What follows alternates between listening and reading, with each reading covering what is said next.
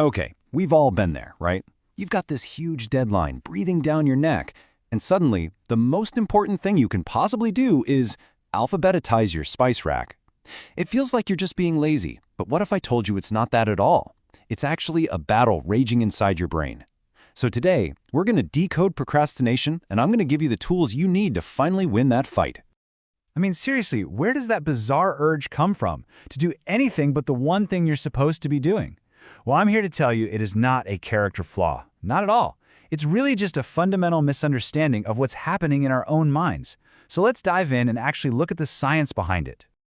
All right, Section 1, your brain's internal battle, why we put things off. See, to really get a handle on procrastination, we have to look past the to-do lists and planners. We need to go right inside our own heads. Because, and this is fascinating, every single time you decide to put something off, there's a very real battle being waged in your brain. Okay, let's just get one thing straight right now. You can stop blaming yourself. Seriously. Procrastination is not a moral failure. It's not a weakness. It's a biological tug of war. It's a deeply ingrained response that's been hardwired into us for, believe it or not, survival. So here are the two sides in this tug of war. On one side, you've got your emotional brain. You can kind of think of it as your inner toddler, right? It just operates on pure instinct. It wants feel-good rewards right now, and it will do anything to avoid pain or discomfort. But then, on the other side, you've got your logical brain. This is the adult in the room. It gets the big picture. It understands that doing that tough project now leads to a payoff, eventually. The problem is, when a task feels boring or difficult or even a little scary, that emotional brain just throws a massive tantrum, and its demand for immediate relief, it often just completely overpowers the logical brain's well-thought-out plans. And this, right here, this is the absolute heart of the issue. For so long, we've been trying to treat the wrong problem. See, procrastination is not a time management problem, it's an emotion regulation problem. Think about it. We put things off because they make us feel bad in some way, maybe anxious about failing, insecure about our skills, or just plain bored. And putting it off gives us this little hit of temporary relief.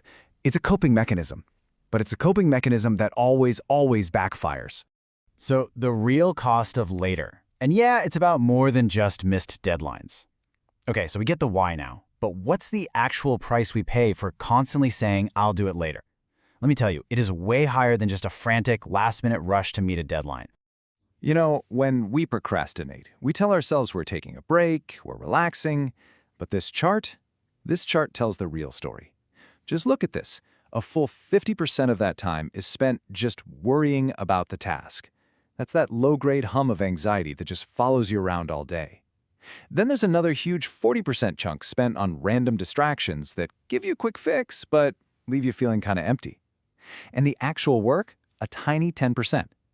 So we're not actually resting. We're just stressing out in the most inefficient way possible. And yet at inefficient stress, it creates a really nasty downward spiral. That constant anxiety is just exhausting. It starts to have real-world consequences, You miss out on opportunities. The work you finally do, rushed at the last minute, is never your best. And over time, this whole pattern just chips away at your self-esteem and your reputation. And guess what? That just makes the next big task feel even more scary. All right, so strategies to start now. Your anti-procrastination toolkit. I know that was all a bit of a downer, but here's the really good news. This is not a life sentence, not even close. Once you get that you're dealing with an emotional reaction, not a character flaw, you can start using the right tools to manage it. So let's get to it. Let's build your toolkit. And one of the most powerful tools is also one of the absolute simplest. It's called the 2-minute rule. We all know the hardest part of any task is just getting started, right? Your emotional brain sees this giant mountain of a project and just wants to run for the hills. Well, this rule lowers the barrier to entry so much that it feels kind of ridiculous not to do it. You're not telling yourself, I have to write this whole report. No, you're just gonna open the document and write one sentence. Just 2 minutes, that's it. And the magic here is that starting creates its own momentum. It's like Newton's law for productivity. An object in motion tends to stay in motion.